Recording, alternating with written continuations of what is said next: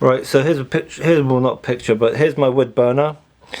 And what I'm going to be doing is a quick acetone test. So what I'm going to do is, rather than wait for my acetone to naturally dry out, because this fireplace is pretty hot, in fact, let's see how hot it is.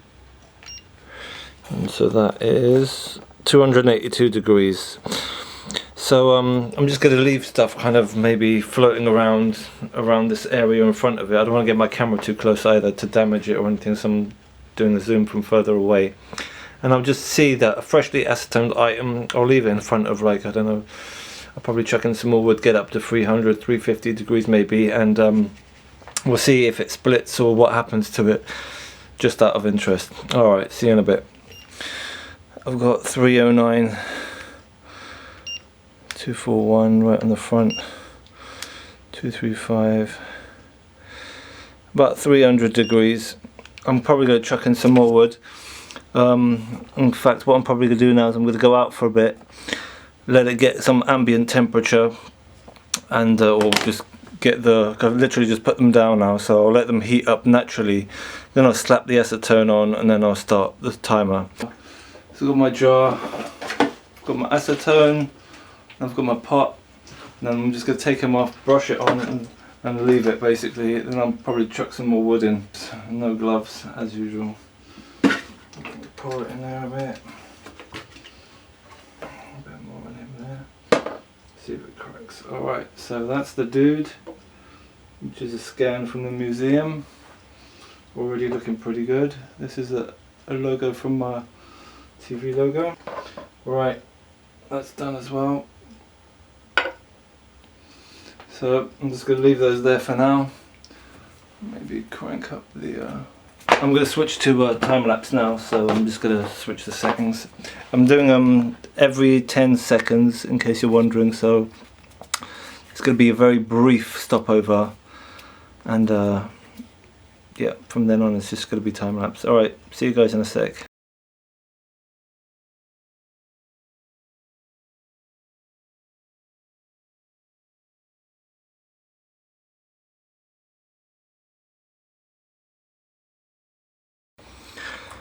Alright, so it's been about 3 hours. I shall just show you from a distance how it's not actually that. That's how far they were from the fire. I didn't want to put them too close because it's damn hot. I'm not up for melting them anyway. So there you go. They're really warm to the touch as well. Okay. So let's have some close-up looks. So this is the 3. You can see the surface. Nothing split, by the way. So not even the bottom. But this one did have infill, as you can see, quite a lot of infill from that pattern. Looks like it's got a not bad line removal on the top. A couple of layer lines visible there. Apart from that, it's not bad.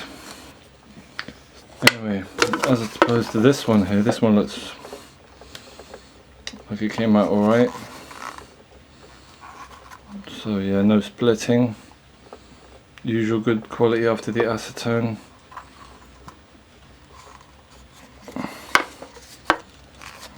That's a marker pen. That's where I marked the table where to put it. But yeah, there you go, that's what the bottom looks like. There you go.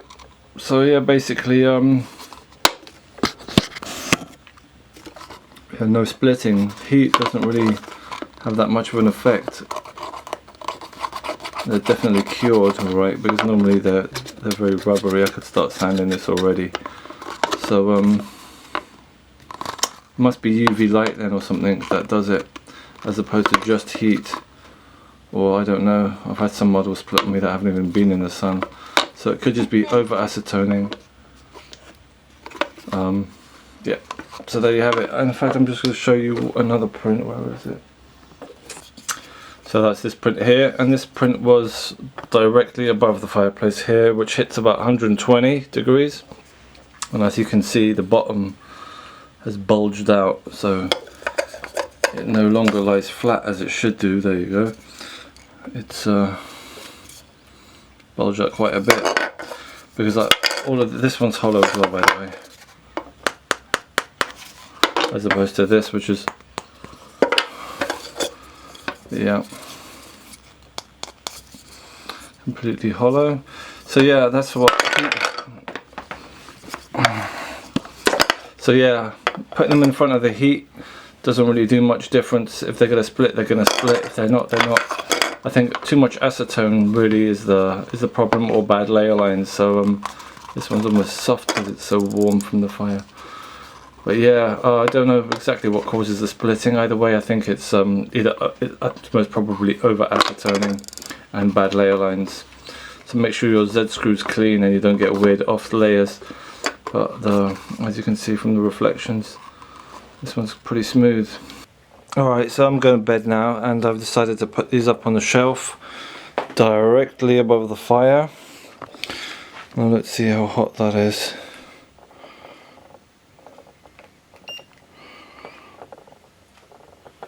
That is 74 degrees. So my model's platform is 73 degrees. There you go. And it's going to be baking there basically. And the fire itself is 293, 300. Alright, so I'm just going to leave that in the shelf overnight. And there you go, that's what it looks like right now. Both of them. Not that one hasn't cracked. Doesn't surprise me, there's got info of that one. Don't know if it's wobbling already. Look, I can see it expanding. Whoa, let's leave it. I can see, look at that.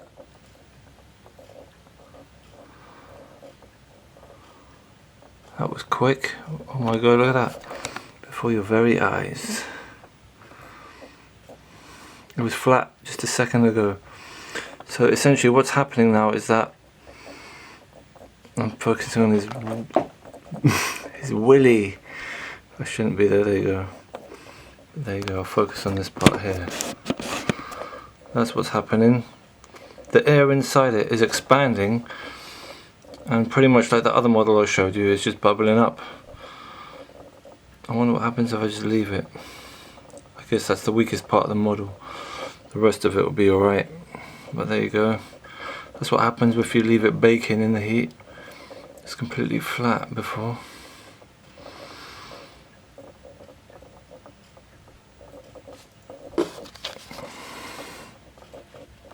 So there you go. As you can see it, it's expanded by a lot.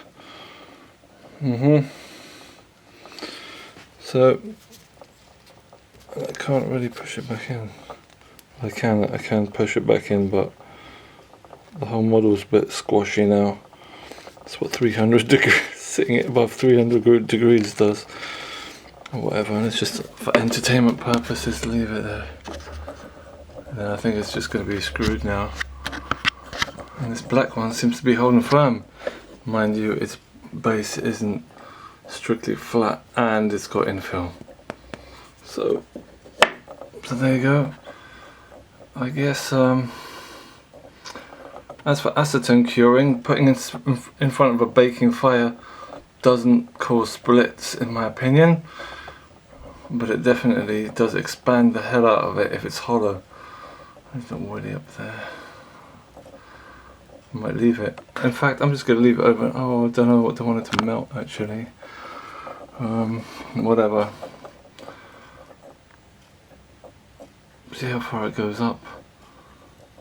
But before I go to bed, I might just like to add that it's got a real like hyper soft. It's like it's proper like, I can squeeze the crap out of it now. Which isn't a surprise because it is completely hollow. For my own actual safety, for my own, I don't want to leave it melting up there, come down to a melted mess, so I'm not actually going to leave it overnight. I think it's pretty obvious what's going to happen. I might actually do a time lapse of that another day. But there you go, that's what happens when you leave it above an extreme heat source. In this case about 300 degrees Celsius of Nice logwood fire burner. Okay, and the black one seems to be holding firm. Oh no, the black one's soft as hell. Let me just bring that down. So there you go. It's almost like a squeezy pad, which is amusing. Okay, well, it does kind of go back to its former self shape, which is alright.